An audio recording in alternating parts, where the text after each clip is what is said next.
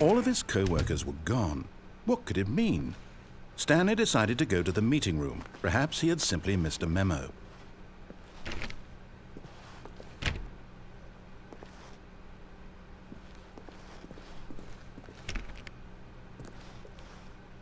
Stanley went around touching every little thing in the office, but it didn't make a single difference, nor did it advance the story in any way.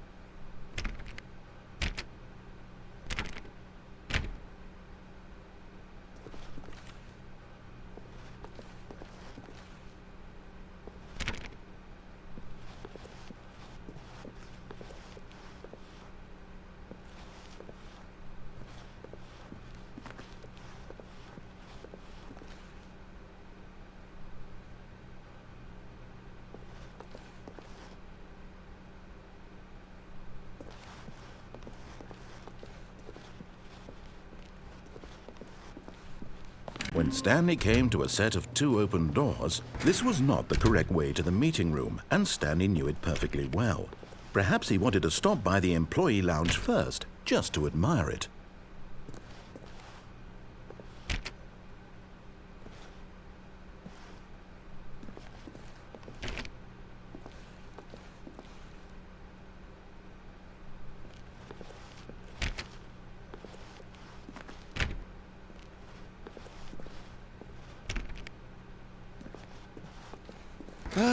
Yes, truly a room worth admiring. It had really been worth the detour after all, just to spend a few moments here in this immaculate, beautifully constructed room. Stanley simply stood here, drinking it all in.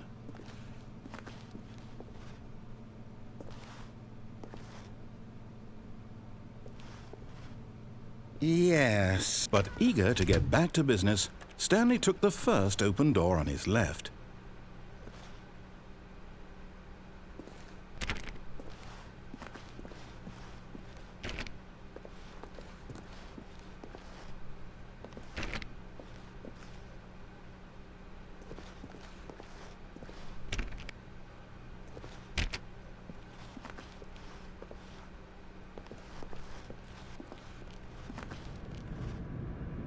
Stanley was so bad at following directions, it's incredible he wasn't fired years ago.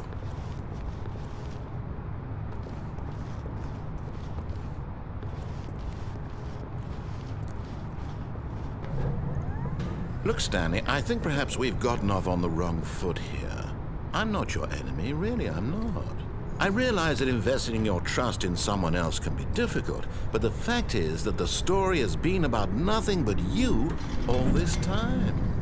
There's someone you've been neglecting, Stanley. Someone you've forgotten about.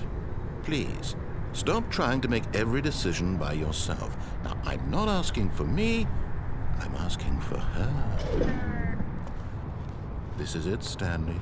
Your chance to redeem yourself, to put your work aside, to let her back into your life. She's been waiting.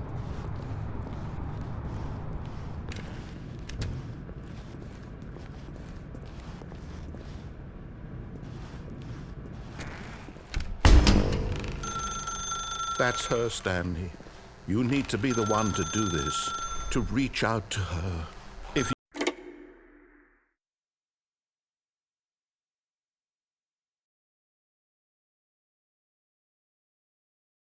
Oh, Stanley, is that you?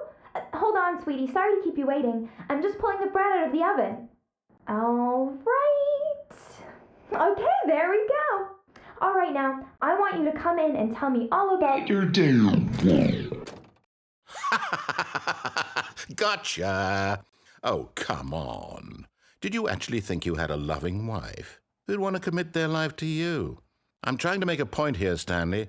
I'm trying to get you to see something. Come inside. Let me show you what's really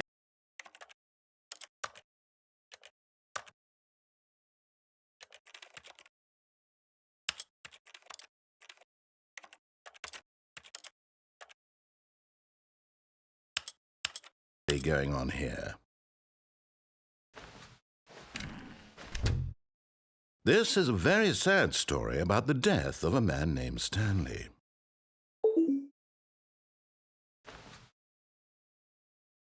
Stanley is quite a boring fellow.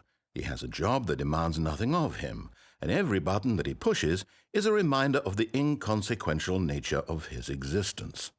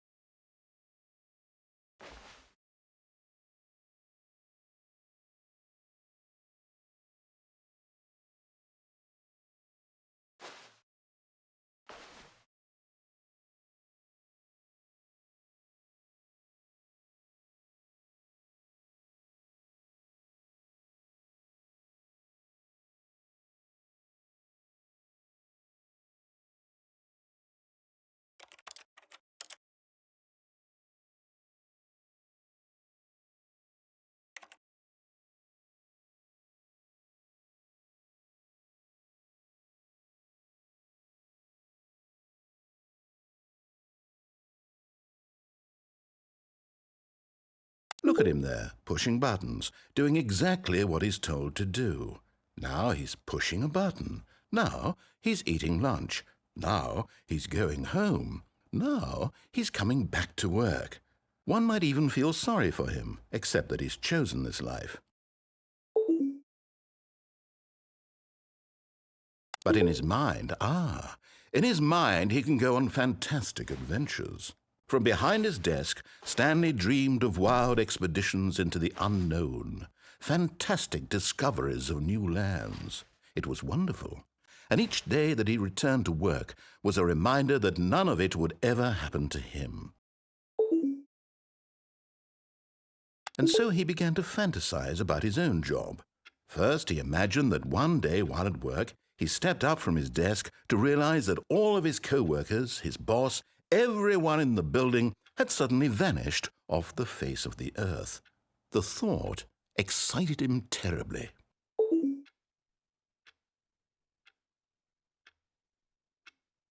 So he went further. He imagined that he came to two open doors and that he could go through either. At last, choice. It barely even mattered what lay behind each door. The mere thought that his decisions would mean something was almost too wonderful to behold. As he wandered through this fantasy world, he began to fill it with many possible paths and destinations. Down one path lay an enormous round room with monitors and mind controls. And down another was a yellow line that weaved in many directions. And down another was a game with a baby. And he called it the Stanley Parable. It was such a wonderful fantasy, and so in his head he relived it again, and then again, and again, over and over, wishing beyond hope that it would never end, that he might always feel this free. Surely there's an answer down some new path, mustn't there be? Perhaps if he played just one more time. But there is no answer. How could there possibly be? In reality, all he's doing is pushing the same buttons he always has. Nothing has changed.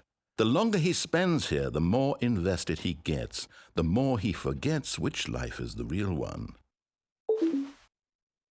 And I'm trying to tell him this, that in this world he can never be anything but an observer, that as long as he remains here, he's slowly killing himself. But he won't listen to me. He won't stop. Here, watch this. Stanley, the next time the screen asks you to push a button, do not do it.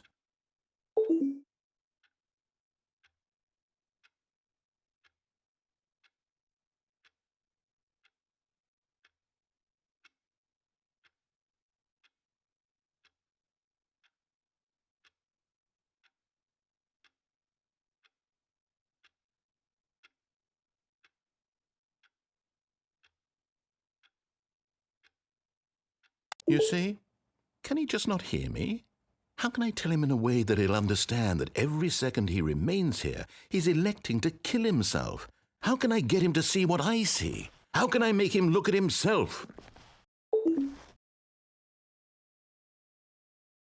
I suppose I can't, not in the way I want him to. But I don't make the rules. I simply play to my intended purpose, the same as Stanley. We're not so different, I suppose. I'll try once more to convey all this to him. I'm compelled to. I must. Perhaps, well, maybe this time he'll see. Maybe this time. And I tried again, and Stanley pushed a button. And I tried again, and Stanley pushed a button. And I tried.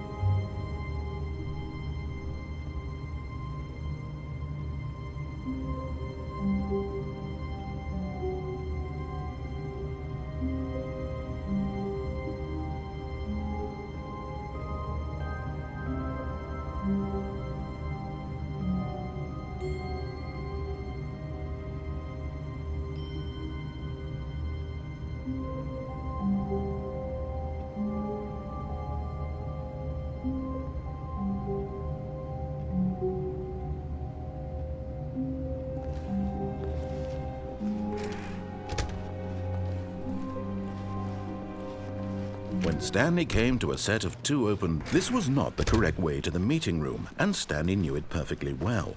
Perhaps he wanted to stop by the employee lounge first, just to admire it. Wow, yes, this room. What a beautiful room. What a gorgeous, gorgeous room. Thank goodness Stanley had taken this detour on his way to the meeting room. Life without having experienced this room was now too horrible even to consider.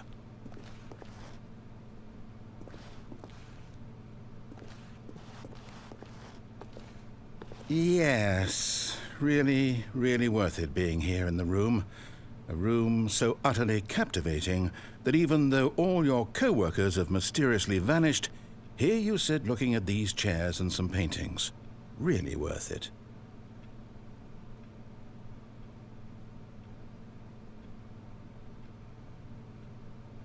At this point, Stanley's obsession with this room bordered on creepy and reflected poorly on his overall personality.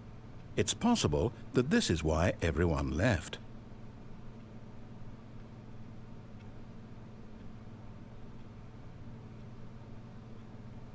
Stanley sat around waiting for more dialogue, but when a long time had passed and there was no more, he decided that the game was trying to send him a message.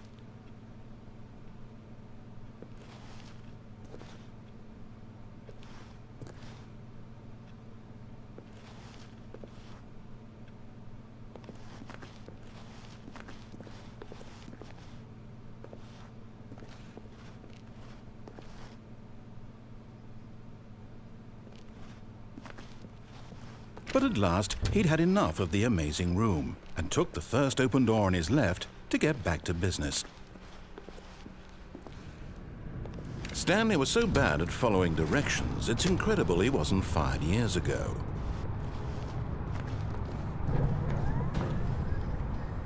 But in his eagerness to prove that he is in control of the story and no one gets to tell him what to do, Stanley leapt from the platform and plunged to his death. Good job, Stanley. Everyone thinks you are very powerful.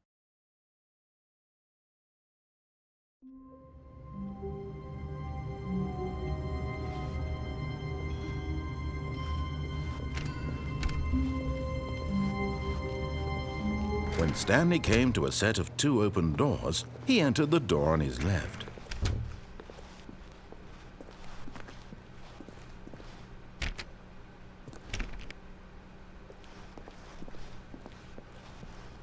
Yet there was not a single person here either.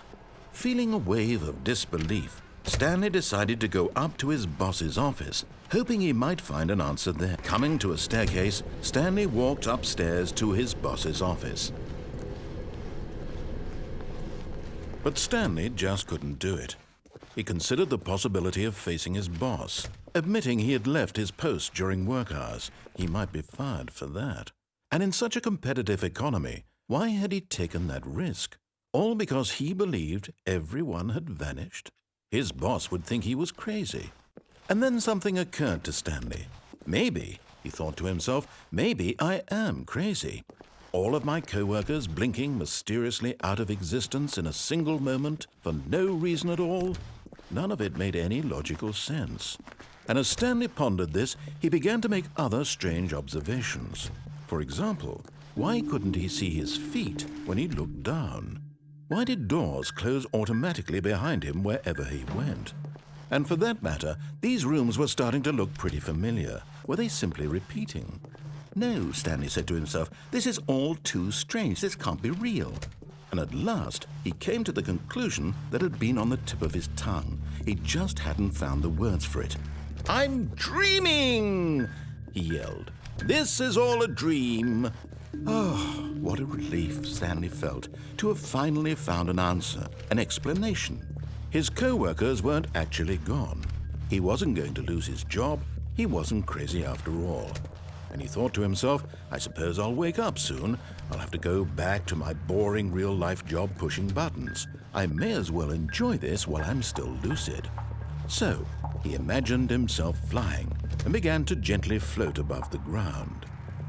Then he imagined himself soaring through space on a magical starfield, and it too appeared. It was so much fun, and Stanley marveled that he had still not woken up.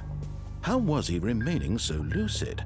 And then perhaps the strangest question of them all entered Stanley's head. One he was amazed he hadn't asked himself sooner. Why is there a voice in my head dictating everything that I'm doing and thinking? Now the voice was describing itself being considered by Stanley, who found it particularly strange. I'm dreaming about a voice describing me, thinking about how it's describing my thoughts, he thought. And while he thought it all very odd and wondered if this voice spoke to all people in their dreams, the truth was that, of course, this was not a dream. How could it be? Was Stanley simply deceiving himself, believing that if he's asleep, he doesn't have to take responsibility for himself? Stanley is as awake right now as he's ever been in his life. Now, hearing the voice speak these words was quite a shock to Stanley. After all, he knew for certain, beyond a doubt, that this was in fact a dream. Did the voice not see him float and make the magical stars just a moment ago? How else would the voice explain all that? This voice was a part of himself too. Surely, if he could just... He would prove it. He would prove that he was in control, that this was a dream. So he closed his eyes gently, and he invited himself to wake up. He felt the cool weight of the blanket on his skin, the press of the mattress on his back, the fresh air of a world outside this one. Let me wake up, he thought to himself. I'm through with this dream. I wish it to be over. Let me go back to my job. Let me continue pushing the buttons. Please, it's all I want. I want my apartment and my wife and my job. All I want is my life exactly the way it's always been. My life is normal. I am normal. Everything will be fine. I am okay.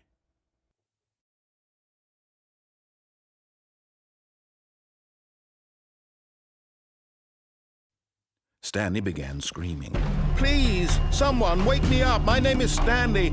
I have a boss. I have an office. I am real. Please, just someone tell me I am real. I must be real. I must be. Can anyone hear my voice? Who am I? Who am I? And everything went black.